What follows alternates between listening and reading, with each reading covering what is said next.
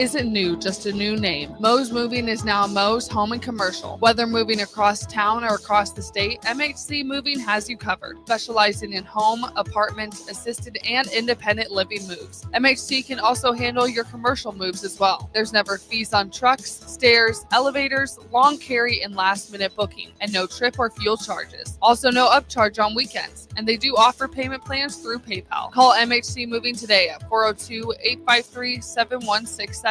Or go to mhcmoving.com. Rico here with HIS Auto Care at 70th and Van Dorn, letting you know HIS is a great place to bring your vehicle for service. With superior service bumper to bumper, we'll treat your vehicle like it's your mother's. Doesn't get any better than that. So call 402-488-8934 and HIS Auto will make you glad you did. 5% off, mention this ad, and for sure your mother will be proud you called. 402-488-8934, HIS Auto Care, 70th and Van Dorn. God bless you. At Valentino's, we're on a mission for tradition. On every slice, for every bite. Golden baked crust, cooked to perfection every time. Savory sweet sauce that's made from our own secret recipe. Loaded with the perfect amount of fresh toppings and melty mozzarella cheese. It's the tradition that Nebraskans have come to love. From game day to every day. Valentino's. Taste the tradition. Big box stores are tempting for buying equipment for your high schooler in sports or for yourself in your sports leisures. But buying new is awfully expensive. Why not go somewhere with new and used options? Play It Again Sports has quality, slightly to gently used equipment, and 50% of their inventory is actually new equipment. And it's more than baseball, softball, and golf. They also have equipment for disc golf, fitness, hockey, and more. Plus, they're always buying products. Bring your gear you're done with and get trade money on the spot. Play It Again Sports at 48th and Vine. Have you been injured in an accident and don't know where to turn? You need an attorney you can trust to handle your case with professionalism and compassion. The attorneys at Liberty Law Group understand that a call to an attorney is a call for help. If you've been injured, we want to help you. Liberty Law's experienced attorneys are committed to the pursuit of justice for those injured. Call Liberty Law and find out how we can help you get the compensation you deserve. Call 877-42-LIBERTY. Call the trial attorneys you can trust. 877-42-LIBERTY. Make bill paying a breeze with Text to Pay. LES texts you 1 week before your bill's due date. Just reply to the text to pay. It's that easy. Log into your account at les.com to sign up today. Saturday. Eagle Raceway is open for a full season of dirt track racing action every Saturday night. Don't miss the epic battles on the high banks of Eagle Raceway each Saturday between the Nebraska Septic Sprint Cars, Nebraska Lottery Modifieds, Avid Realty Sport Mods, Valentino's Hobby Stocks, and A1 Iron Stock Cars.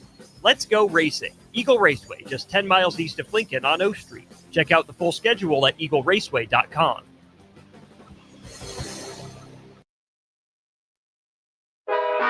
Live from the heart of Lincoln, America, welcome to Ticket Weeknights on 93.7 The Ticket and theticketfm.com.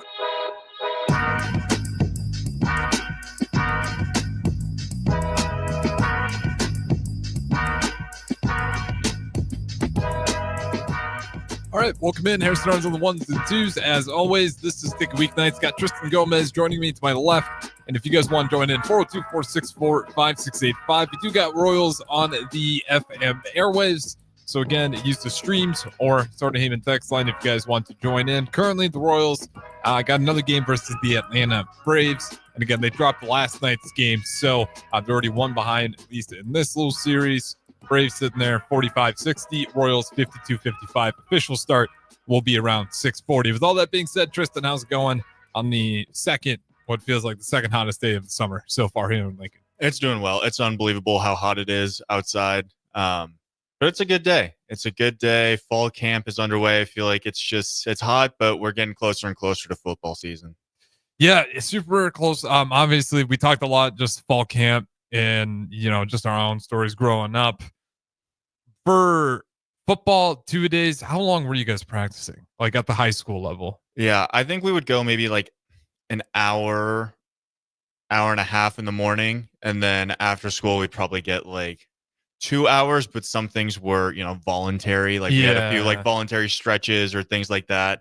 that didn't count towards our like allowed time. So we were probably out there practicing for around 4 hours, but they made it seem like it was closer to 3. Yeah, see, I never know because I feel like when I was growing up, we were in the session of like where people are like, hey, maybe we can't just have these guys running out here all day. Like Yeah. maybe we should put like a few rules in place. So I think for me, it changed quite a bit. But I was just curious out of that because I feel like everyone's got a different answer. We're not going to talk our own personal stories. I wanted to finish up where we left off yesterday. And we were doing some Husker football predictions, and we really only got to the running back room. Emmett Johnson, think he's going to be running back 1. Did you say yes, over 1,000 yards rushing? I believe so. I think he's solidified himself, and I think Dana Holgerson absolutely loves him.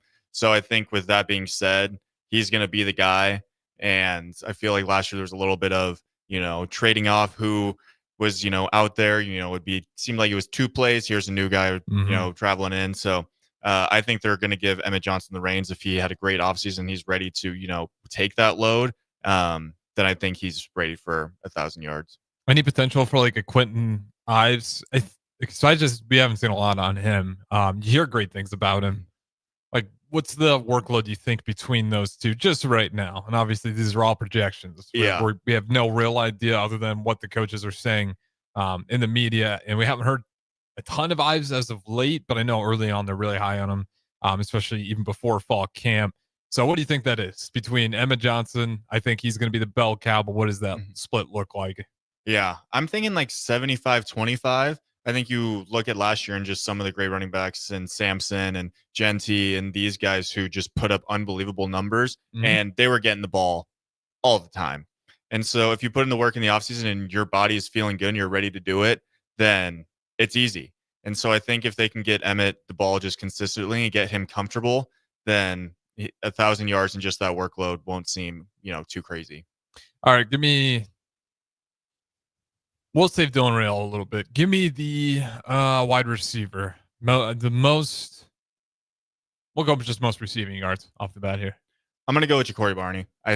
Last year he led the team in receptions, and a lot of those were screen passes and letting him just make some moves, make some yards on his feet after the catch. But I think if they can get him a little bit more downfield, and he has the speed to get open quite a bit. So if he's improved and maybe gained a little bit of weight and got a little bit more physical, then I think he's a guy that's going to definitely be leading in that category. But I'm excited to see Dane Key, how he fits into this offense, especially being a more physical receiver. I think he also has the opportunity to lead the team. Yeah, I'm thinking targets. I was going to go Dane Key, and I think yards. Then we can go Barney. I just think he's going to be the more downfield threat. It's a real bummer that we don't got Lloyd anymore as well. But you like the way the receiver room's looking right now. I'm not sure, how I think Dylan Rail is going to do a pretty good job, just to say it, to sum it up here, spraying the ball around. I don't think it's going to be too heavy, where at times of last year, it took a long time, I think, for Dylan Rail to feel comfortable with our wide receivers. As much as excited we were about, Banks, Bullock was out there who we're familiar with, but maybe he wasn't necessarily as good an athlete as like guys like Nayor. But last year, it just felt like there was no real chemistry that ever happened. How much of last year do you think was just on wide receivers and then Dylan Raiola as well? Because I don't want to just put it all on Banks, all on Nayor, because then you go watch Nayor. I think it was in the Senior Bowl game. Played phenomenal. He wasn't having any problems there. So, how much of this is like, wow, we just needed to improve on better receivers, and how much of this is like, well, a lot of that, maybe it was Dylan Raiola too. Yeah, I think quite a bit of it you could put on Raiola, but also he was a true freshman quarterback, learning a whole new system and going through multiple. Let me add Satterfield into the mix, or that's the what I was kinda OC thinking. position. Yeah. So that's the third party. Yeah, I'm gonna go with Satterfield to start because I think his offense was extremely vanilla. I don't think he gave Raiola the opportunity to really build that connection, where almost like in Railola's head, he's like, all right, I don't really got anything. Where's Isaiah Nair? I need to get him the ball. I think a lot of the plays, it looked like when they were drawn up, it was like, all right, you're getting the snap. This is your guy. You're going here. So it's tougher to really build that chemistry when you have no leeway to kind of, get away from the exact play call. And I think we saw a little bit more out of Holgerson of, here we go. Like, we know you're an athlete. You're a little bit more developed. You've played college football now for a few games, make some plays on your own. So I think I don't want to put it too much on the receiver room because I think they were all just great athletes, and I don't know if the play calling and the schemes were really set up for them to have a whole bunch of success. But also, it's tough with going from high school to learning a college playbook. I think they didn't want to overwhelm Dylan too much, which is totally understandable. But I think going into this season, I'm hoping to see more connection between Raiola and the receivers. Yeah, I think that's where I fall. It's like, man, I just felt like every part of last year was a little bit broken. Like, it wasn't all on Dylan, it wasn't all on Satterfield, and it wasn't all on the receivers.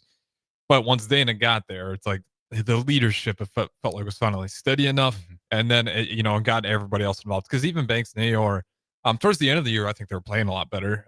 You obviously still were wanting, I think, a little bit more, but Banks in particular, I thought was like kind of his best stretch of the season. Was much more later on, and he was coming.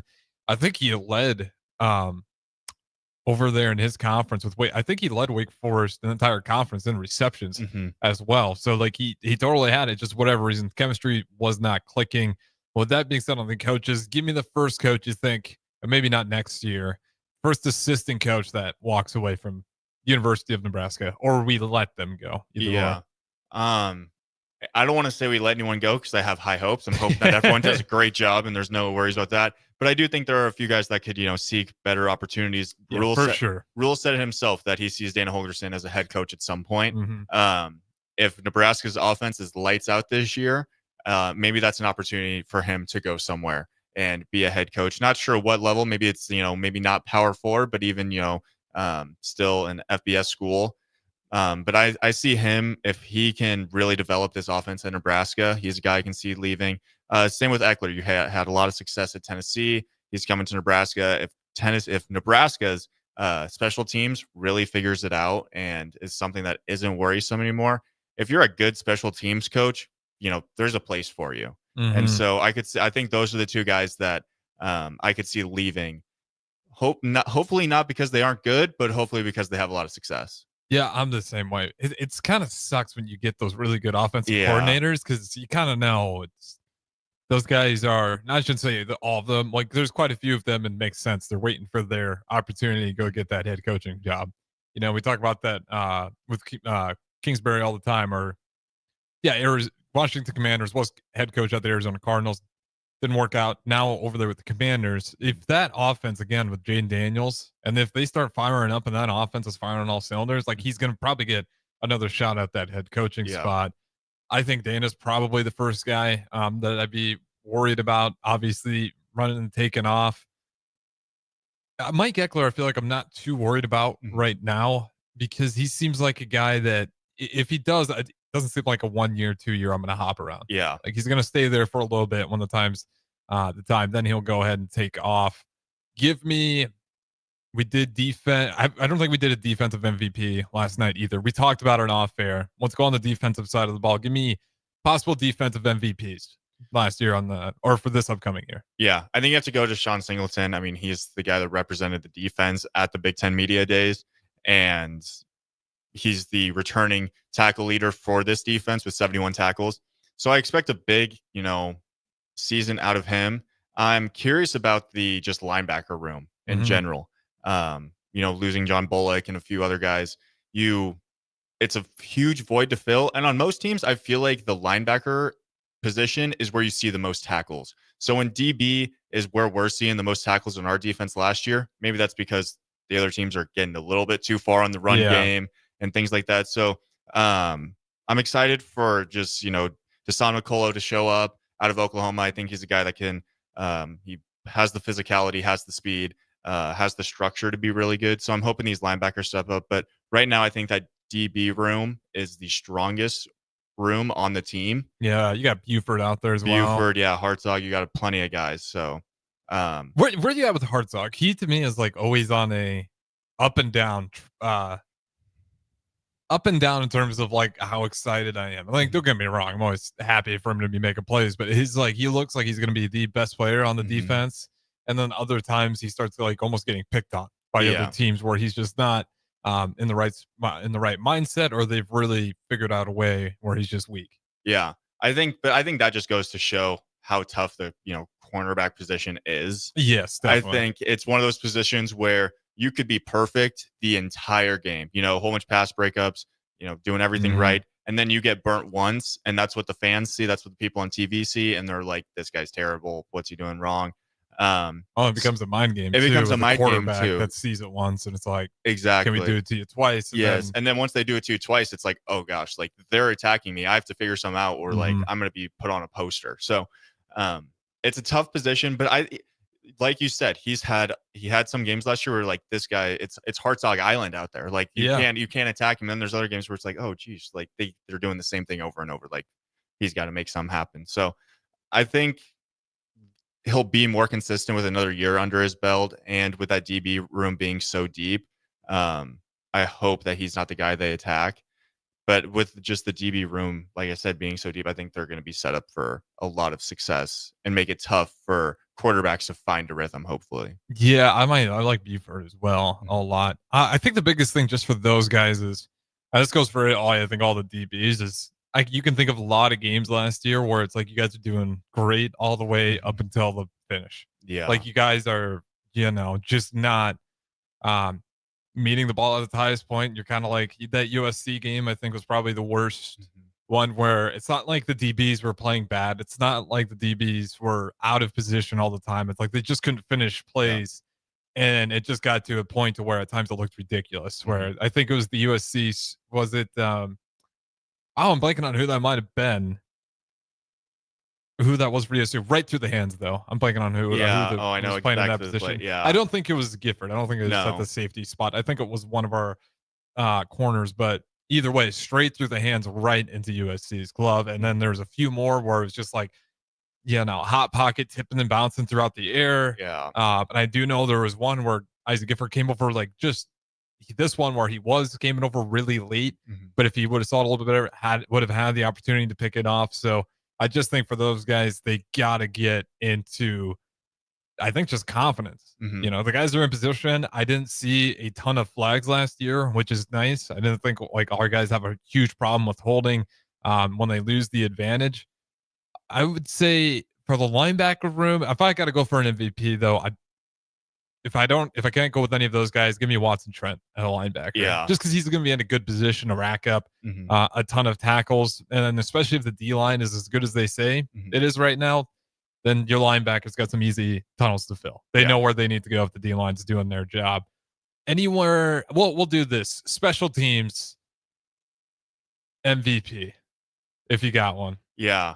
Can you remind me? Do you remember the punter's name? New guy that they just brought in. Arch Wilson. It's Archie Wilson. Yes, I'm so excited to see him, especially with Matt Rule. I mean, you don't see a coach talking about a punter for 5 minutes very often, and it was cool just to hear all the different. He can punt with his right, he can punt with his left, he can have a banana spin. Just learned yesterday what that was after his interview. So I'm excited for that. What is a banana spin? I don't even know. So I guess it's a way that the ball spins, where it almost spins like this instead of how. Right. So it spins top like over this. bottom. It almost top over bottom, and then the air just kind of takes it like a boomerang. So it has like that banana. Is that what they just called the Aussie, or I think it's called the Australian version punt? Yeah, it could be. And Mike Eckler was talking about how there's a different version of a punter you want, maybe. Yeah, that's talking about. Yeah, and Matt Rule said too that in the NFL, when he was in the NFL, they'd bring in, if they were facing a left-footed kicker or punter that week, then they'd bring in a guy from the practice squad or free agent just to have him punt at practice. And so when you have a guy that can punt righty and lefty, do a whole bunch of different ones, hopefully we see a few muffed punts out of the other team. And that's something that Iowa has just dominated us in the past few years. So hopefully if the offense isn't rolling and we do have to play the special teams game, the punts are just money and we're pinning guys deep. I'm going to steal that. That's a good answer. Because I do think I've seen, like, obviously you got the different style of punters. I've actually don't know what they call it. Banana punt. Yeah. Banana spin. Maybe I have to go back and listen to that interview, but either way, that makes a lot of sense though. Like why you see some of those guys maybe muffin punts. If it's going, especially if you're used to it coming top over end like that, it'll be pretty easy fielding that punt. Seeing that thing come sideways like that boomerang. Yeah. I can see how that leads to some muffed punts. I think that's the biggest one for me as far as anything. I thought our blocking was pretty okay on special teams last year. You could argue that our kick return, punt return was a little bit leaky at times. And I think Colorado is the best one example. We got that quick 7. Yeah. And then it was like pretty early on. You saw Colorado respond, and I think they got to about 40-30 on in our end zone. And it was like that could have been a quick momentum, just suck the wind out of the building and then put the game back on even terms. But other than that, they fixed most of that. So I think that's all I got on like in terms of position groups on the defensive side of the ball that I'm super worried about. Got anything I'll have to add before we go to our first break here? Any position groups that we're missing? I'm excited to see if this D-line is all that Matt Rule is talking about, because if they are and they're putting pressure on a quarterback every single game, and we have that defensive back room that I think is the strength of our team, then teams are really going to struggle to pass the ball. And if teams can't pass the ball, they're going to have to be running the ball. And we've seen it with Nebraska quite a few times. When a team turns into a one-sided offense, a one-dimension offense, it's tough to have a lot of success. So I think last year teams were able to do a little bit of both when it came to airing it out a little bit and then running it. If we can make teams only able to run the ball because our defensive back room is great, our D-line is great, then I think Nebraska's defense is going to have a lot of success. Yeah, and we'll see what Winari is again. We got more transfers out there. Winari was, you can make an argument, one of the bigger ones, the biggest ones out of the portal on the defensive side of the ball. And I'd imagine he's going to get a good run. You haven't heard anything negative about him, only positive things. And he was a high 4-star, I think, at least on 247 coming over out of Missouri. So I think he's going to be pretty solid there. Yeah, I mean, if they can continue that pass rush, which again, if you're hoping that it's not just all coach speak, as Matt Rule's been pretty positive about how good that defensive line's coming along, then all of a sudden, you know, the guys that we were just talking about before, Marquise Watts-Trenton, that linebacker position, you're looking at Buford, Hartzog, that defense is just clicking. You think it's going to be more defensive led, or with Dana, more of an offensive led team this year? Because I feel like it's fair to say it's been defensive every year so far under Rule. I think it's going to stay defensive. I think Matt Rule really takes a lot of pride in making sure his defense is good. I don't think Nebraska wants to get into those games, maybe those, you know, Big 12-like games where there's not a whole bunch of defense and it's just, you know, a shootout, an offensive shootout. I think Nebraska really wants to, you know, dominate on the defensive side. And then when the offense gets some momentum, they can go and score. In the Big Ten, I think that's what the great teams do, is dominate on the defensive end, and then their offense just does enough to go and win them ball games. Yeah, sometimes it's not even the offense, it's just special teams. Yeah. Thinking of Iowa. That being said, we'll go ahead, throw it to break here. On the other side, we do got a list of Big Ten schedules from easiest to hardest. Not our list, but I believe it's a CBS article. So we'll talk about that one next. We got 2 more segments left between me and Tristan, and then we got Rudy joining me from 7 to 8. So don't go anywhere. Plenty more here on Thick Weeknights to talk to you guys in just a little bit.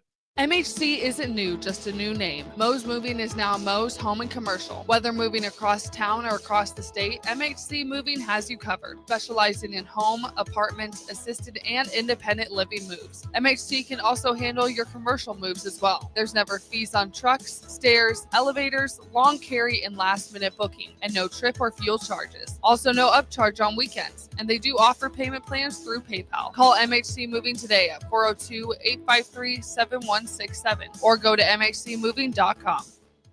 A lot of businesses say they're family focused, but when tough situations in life arise, the business wants anything but your best interests.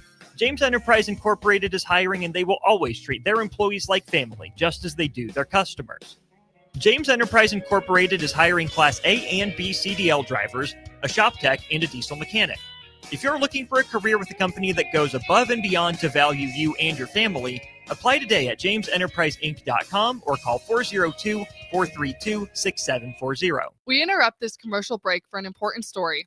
There once was a man from Nebraska who went searching for food in Alaska. When his stomach was rumbling while laying in bed, he could think of only one option, Fuhrer's cheese spread. So he left it once and drove day and night to return back home for cheese spread delight.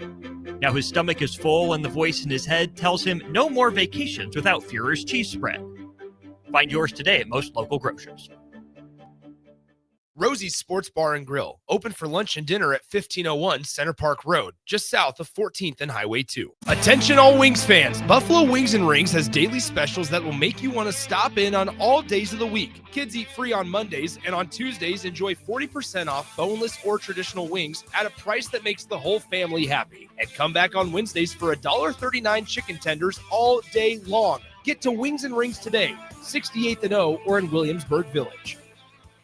Life changes, and sometimes that means changing where you call home. Whether you're downsizing, growing your family, relocating, or facing tough times, you shouldn't navigate it alone. I'm Laura Bonta-Bush with Woods Bros Realty, and I'm here to guide you with all your real estate needs. As wife of football coach Bill Bush, I understand the importance of teamwork and making sure you are supported every step of the way with honesty, integrity, and compassion. If you're looking for a game plan to buy or sell your home, text or call me at 402-525-0843. That's 402-525-0843. Attorney CPA Joe Cordell. Hopefully you and I agree that you should do everything you can to save your marriage. Divorce is hard, expensive, and its outcome is usually not all you hope for.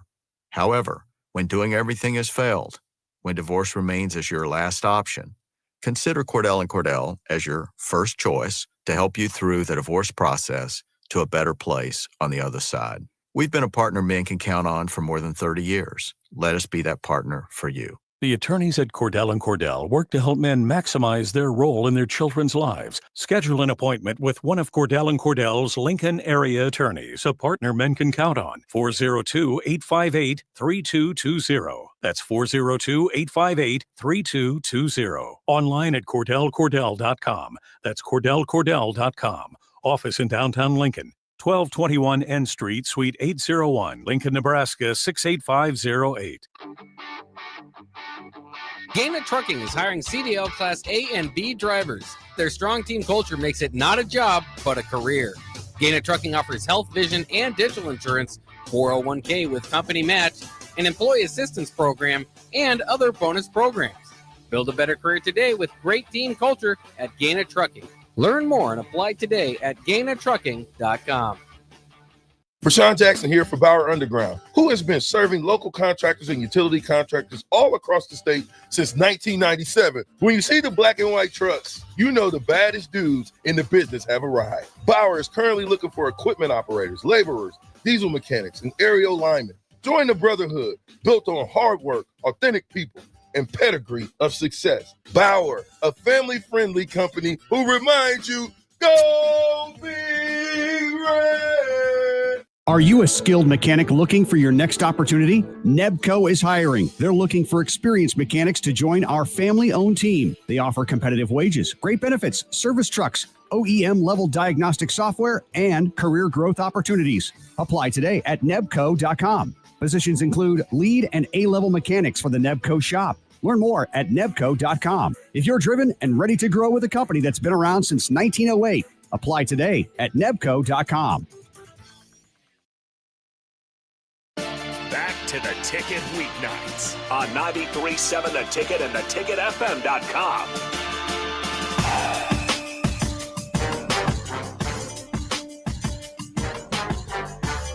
All right, welcome back in. Harrison Arns on the ones and twos. We got Tristan Gomez joining me to my left. You guys can always join in via the Starter Heyman text line or any of the streams, Facebook, YouTube, X, Al Channel 961. And I encourage you guys download the Ticket app.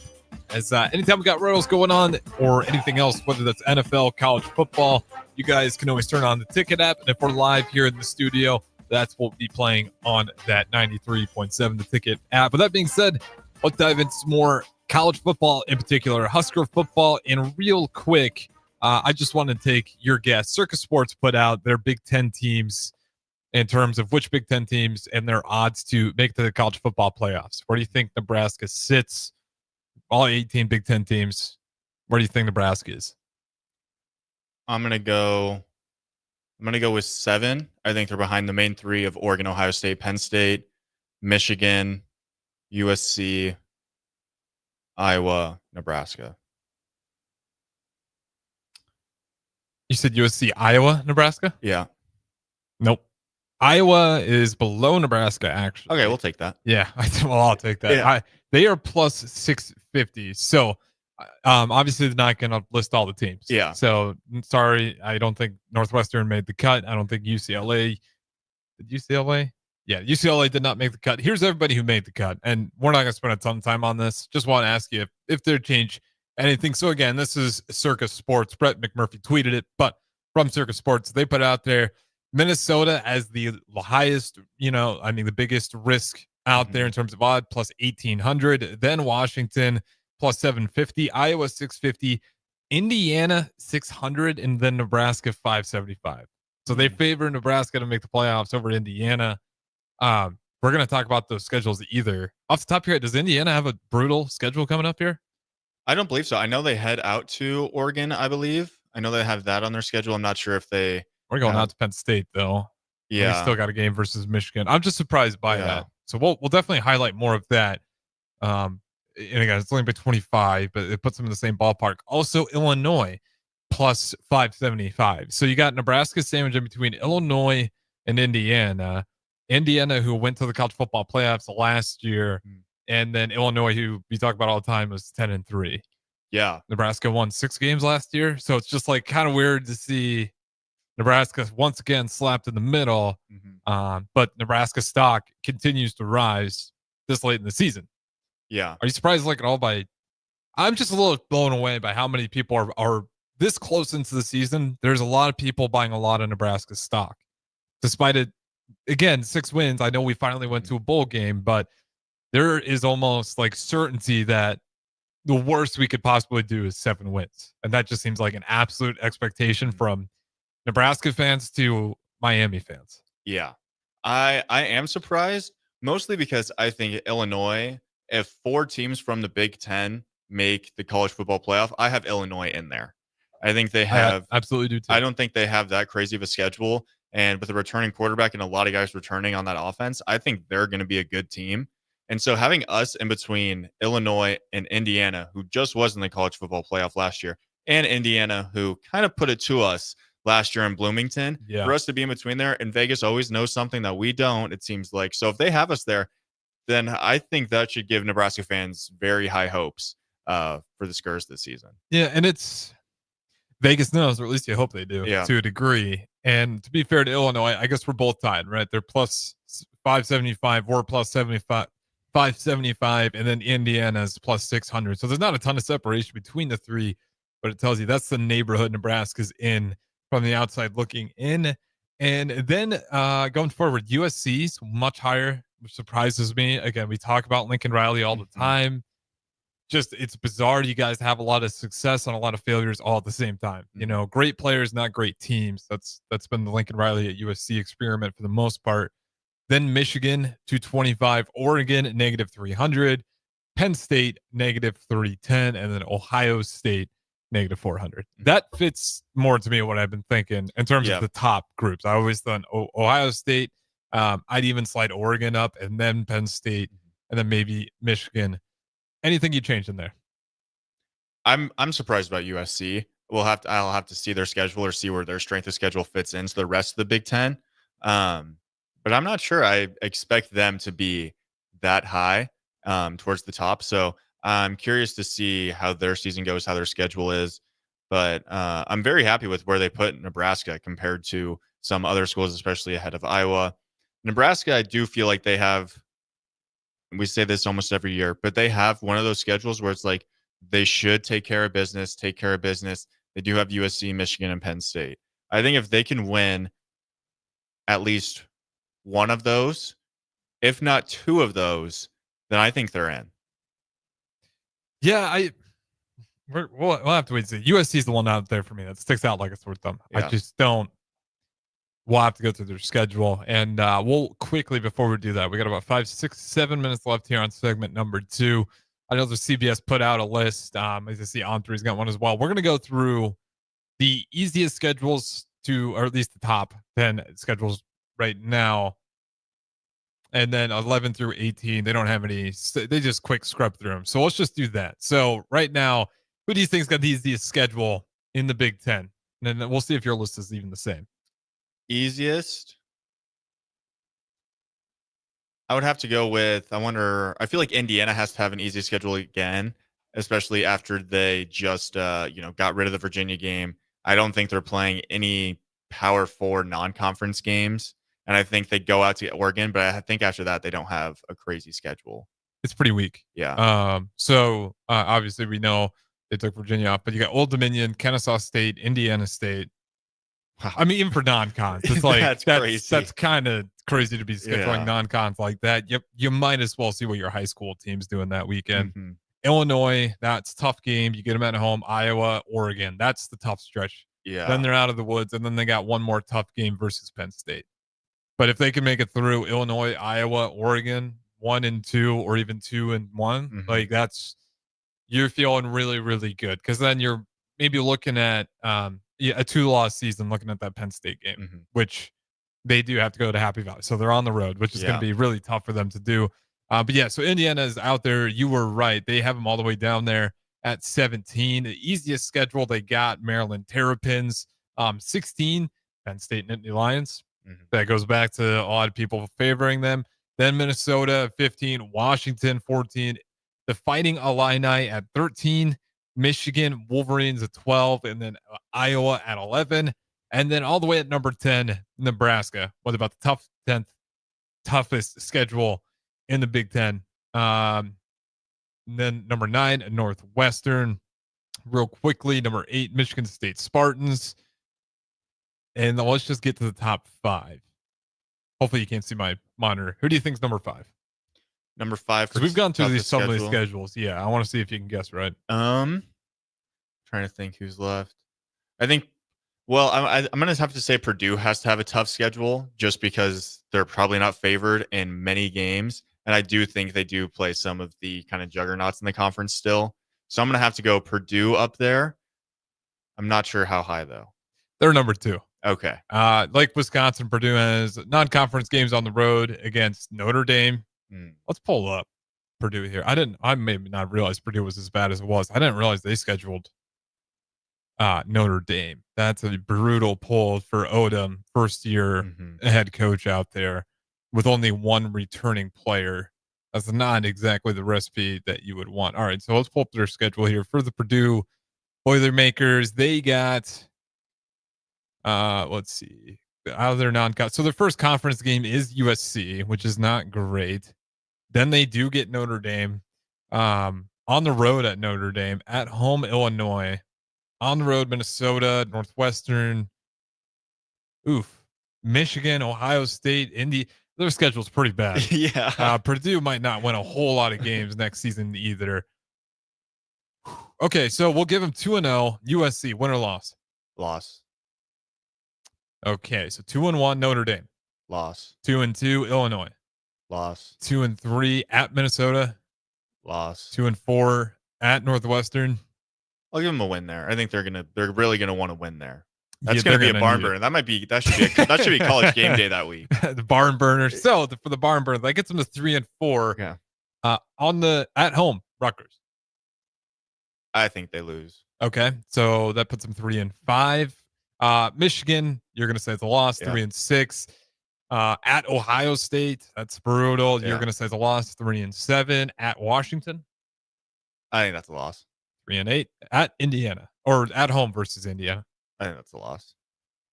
Okay, so what was that? 4-win team? 3. 3-win team. 3, yeah. How many wins did Purdue get last year? Was that another 3-win team? See if I can go back on their schedule. I don't think they had too many. I'm not sure. Did they win a conference game? Overall, 1-11. Oh, wow. It's a lot worse for Purdue than I think people realize. Their only win was Indiana State at the very first game of the year, 49-0. And they're feeling good. A little too good. And then you obviously go play number 18 Notre Dame, 7-66. Oregon State, that was your other non-con game, 21-38. Then Nebraska, 10-28, and it really fell apart towards the end there. Yeah. They almost beat Illinois last year. I forgot about that game. Lost in overtime, 49-50. Oh, that's crushing. And then they lost to Wisconsin, 6-52. 0-35 to Oregon. Another overtime loss, 20-26. I remember watching this game. This was disgusting. Overtime loss, versus Northwestern. 45-0 Ohio State, 10-49 Penn State, 17-24. And then they lost to Indiana to end the year, 0-66. Wow. That might be one of the worst seasons I remember in a long time going through that. That is just, that's. It's rare to see a Big Ten school just win one game. Yes. Like you'd think they'd pull out, maybe they pulled out that Northwestern game. Maybe they win another. They had a tough non-conference. Their non-conference was tough against Notre Dame, Oregon, and then Oregon State. What's more embarrassing, Purdue or what Florida State did last year? Florida State, 100%. You can't go from begging to be in the college football playoffs, being the first team out, to going 2-10. Which team has more hope, Florida State or Purdue? I'm going to go with Florida State just because I think Purdue has a new head coach. He's probably not getting fired. Mike Norvell's job is just like on the line. Like he needs a good season. So I think he's going to have them maybe a little bit better prepared, but I wouldn't be surprised if, they're still not great. And I think they open up with Bama. So we'll see how the Seminoles look in that one. Yeah, I think they do. I might rather be Purdue. Well, no, I don't. That's tough. Because even Purdue, I don't want to be either. No, you don't want to be either. But I think a lot easier to sell the Big Ten helps you if you're in Purdue, but you're at the bottom of the barrel in the Big Ten. So yes, you're a part of the Big Ten. You're the least important team right now. You could argue just football. Like if we talk about basketball, obviously it's a whole nother story for Purdue, and I'm sure there's other sports that I'm not mentioning right now, but definitely a good basketball school. But in terms of the football world, Florida State's probably just way easier to sell to recruits as well. Even if you did only win, 3 games last year? Purdue only won just the one. So being in the Big Ten, if you're winning one game, that's pretty brutal. With that being said, we'll go through the break. So I got a little bit tangent there. I got in a trance looking at how difficult of a road it's going to be for Purdue. And you think he looked at that schedule first time head coach for Purdue Boilermakers, Larry Odom, before he signed it?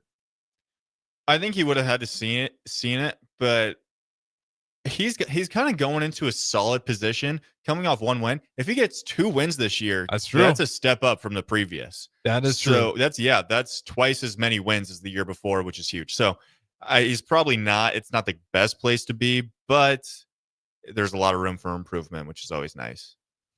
It's nice, but it sounds easy. It's like we just got to win 2 games, right? And then you're looking at the games you lost. So it's like, well, we got to find 35 against Oregon. Illinois was your best loss, but you're losing by 40 plus points to Oregon. You're losing to Nebraska, who wasn't very good early on in the season, by multiple scores.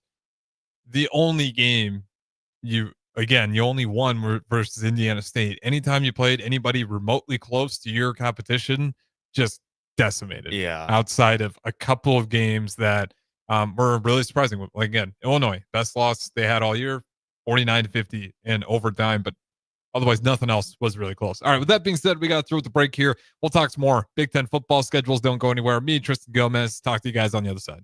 Big box stores are tempting for buying equipment for your high schooler in sports or for yourself in your sports leisures. But buying new is awfully expensive. Why not go somewhere with new and used options? Play It Again Sports has quality, slightly to gently used equipment, and 50% of their inventory is actually new equipment. And it's more than baseball, softball, and golf. They also have equipment for disc golf, fitness, hockey, and more. Plus, they're always buying products. Bring your gear you're done with and get trade money on the spot. Play It Again Sports at 48th and Vine. Have you been injured in an accident and don't know where to turn?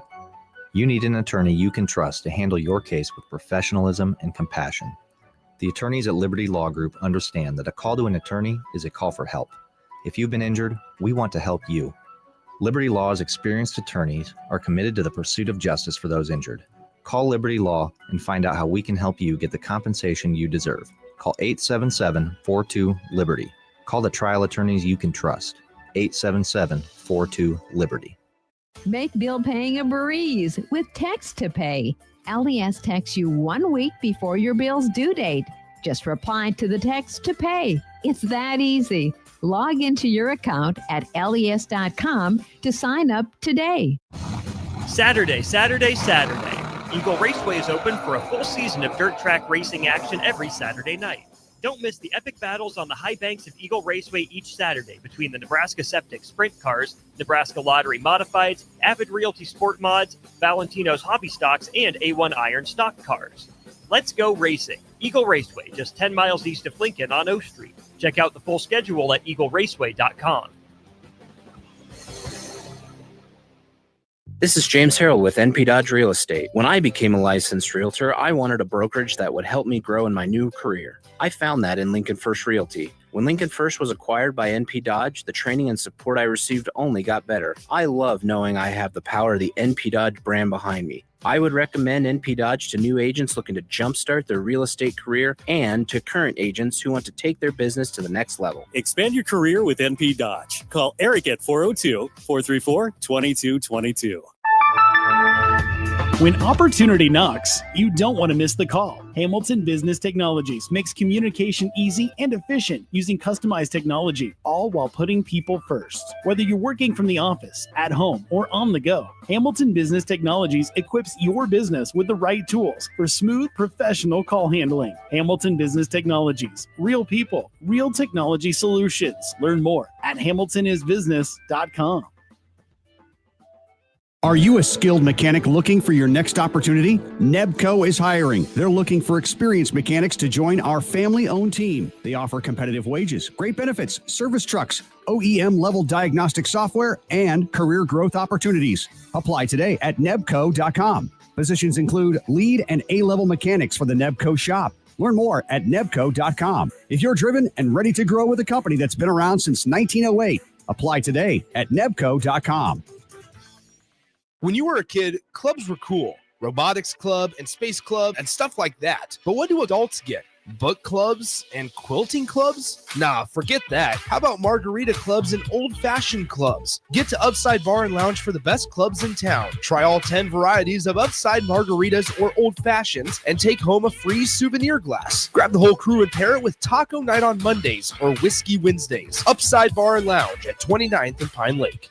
MHC isn't new, just a new name. Mo's Moving is now Mo's Home and Commercial. Whether moving across town or across the state, MHC Moving has you covered. Specializing in home, apartments, assisted, and independent living moves. MHC can also handle your commercial moves as well. There's never fees on trucks, stairs, elevators, long carry, and last-minute booking, and no trip or fuel charges. Also no upcharge on weekends, and they do offer payment plans through PayPal. Call MHC Moving today at 402-853-7167 or go to mhcmoving.com.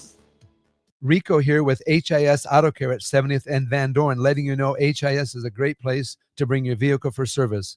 With superior service, bumper to bumper, we'll treat your vehicle like it's your mother's. Doesn't get any better than that. So call 402-488-8934 and HIS Auto will make you glad you did. 5% off, mention this ad, and for sure your mother will be proud you called. 402-488-8934, HIS Auto Care, 70th and Van Dorn. God bless you. At Valentino's, we're on a mission for tradition. On every slice, for every bite. Golden baked crust, cooked to perfection every time. Savory sweet sauce that's made from our own secret recipe. Loaded with the perfect amount of fresh toppings and melty mozzarella cheese. It's the tradition that Nebraskans have come to love. From game day to every day. Valentino's. Taste the tradition. Back to the Ticket Weeknights on 93.7 The Ticket and theticketfm.com.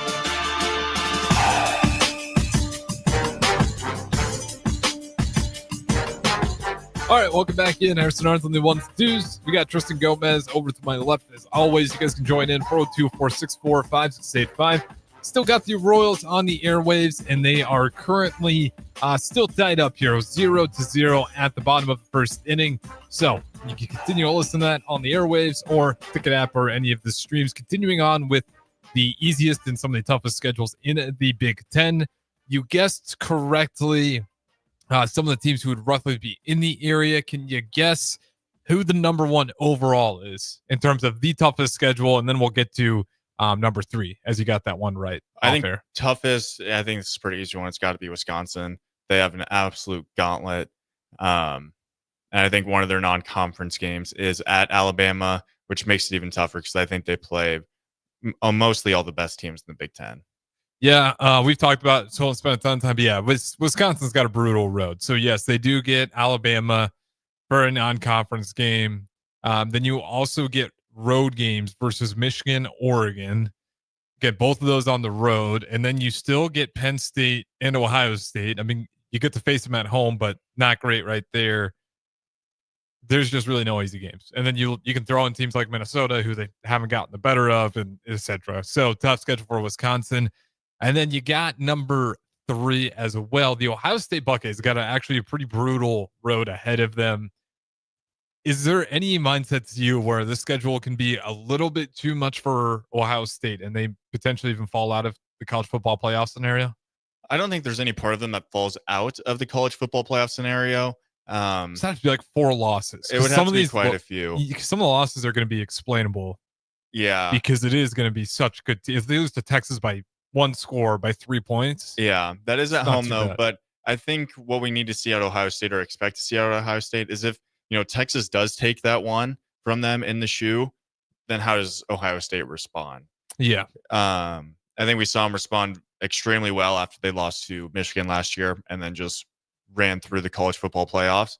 But I also think that there might be a little bit of bias for Ohio State to get, maybe have 3 losses and still get in. Nebraska, if they get 3 losses, I don't think they have much of a shot. But I think Ohio State, tough schedule, but when you are the reigning national champion and you have plenty of 5 stars, 4 stars on that roster, they're still expected to win a handful of those games. Yeah, I think it's a tough schedule, but I think that's one of the teams that can actually handle that tough schedule.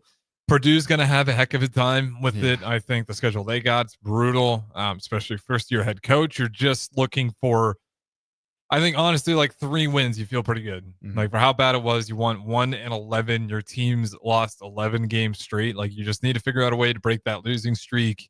And they certainly should be able to at the very beginning of the year. But once that non-con breaks, it's a tough road for those guys. And they still got Notre Dame. Is there any dark horses? Not necessarily tough schedules or anything. Dark horse Big Ten teams that you think can make a run for a college football playoff spot. We've talked a lot about Illinois. We've talked Wisconsin in the worst way possible, how it's just a long road. We talked Nebraska even. Any teams that we just have not talked about that you think maybe have a chance to sneak in? Honestly, if we look at Nebraska's schedule, this is some bias, but I think they do have an opportunity to get in. Like I said before, they have the Michigan or USC, Michigan, and then Penn State. If they can somehow pull out one of those, at least, if they get 2 of those, I think they're in. So I think they have a good opportunity. Illinois, similar. We've talked very highly of Illinois, but I think it's just a fight for almost that 4th spot. You heard the numbers from Vegas and how, Ohio State, Oregon, Penn State, they're almost expected to get into that. But I think one more is going to get in. And I think it's just a race maybe between Illinois, USC, and Nebraska, and maybe an Indiana or an Iowa to get that last spot. Yeah, it feels like that's the groups right now. Maybe that's like the best way to start looking at this. This is about 4 teams, even especially if they go down the road with their new playoff format. It will just officially be 4-4, or whichever version I guess they want to go with the playoffs. But if you do think about what it was last year, there is just kind of that like tier 1 where Penn State, Oregon, and you could throw in, I think you still throw Michigan in there. I really do. I just feel like they're not too far away. Yeah. Maybe not this single season alone. You can take them out. But I think they'll be back up there. They spent so much money on that program, and rightfully so. But then there's just kind of everybody else. Indiana, Nebraska, Iowa, that we just forget about all the time. But they're going to be, in terms of wins and losses, they're probably going to be right there with everybody else for that 4th spot. And then the only one I just don't feel great about is USC. And I just don't know. It feels like they're a little bit directionless. And it's with the Lincoln Riley part where you're so, I mean, the defense just hasn't been very great. And like, it doesn't really matter how great of offenses or quarterbacks they find. They just always are really weak on that one part of the field. Final thing, then we'll get out of here. I gave you dark horses. Give me 1 or 2 teams that you just think last few breaths here before there's going to be some drastic changes, whether it's head coach or, even new ADs and maybe the entire athletic department. But give me a football program, Big Ten in the worst way possible, that you think's on the edge of big time changes. Yeah, I think it's tough, but Wisconsin has a tough schedule. But I think Luke Fickell, they brought him in and they expect him to be the answer, be the guy that's leading them back to kind of, top of the Big Ten. Yeah. That has not been the case so far. Maryland, another one. Not that they've always, been just a great team, but they've been an 8-win team, 7-8 win, maybe even 9 a few years in the past. So I think they're a school that's kind of like, all right, we've done it before. We need to get back. Their Right now, vibe just seems like sad. it is. Almost. It's a sad vibe. And Nebraska heads out to Maryland. That's just one game that I think could be a little bit of a trap game, but one of those games that I would love to see Nebraska just go out there and just kind of just put it to them and not even think twice about it. So that's you got it too. Again, we keep referring to all this stuff from Big Ten Media Days, but that's one where you get your head coach feeling like he just lost the team last year. Should be able to take advantage of that, especially if you're in year 3 and compare year 3 over at Wisconsin and year 3 over at Nebraska. It feels like we made a much better decision there, or at least it was a better fit in terms of the decision that we made with Matt Rule. But I completely agree. I worry about Wisconsin. I worry about Maryland. And even Iowa, I was in this weird spot where it just feels like they're waiting on Kirk Ferentz. And even if Kirk Ferentz retires, like they might be excited for a little bit. That's a unique place to try to take over. Unless Brett Bielema eventually takes over the Hawkeyes, then it could work. But that's being said, going to wrap it up for us. Me and Rudy going to take over another hour here from 7 to 8. So don't go anywhere. More Ticket Weeknights up next.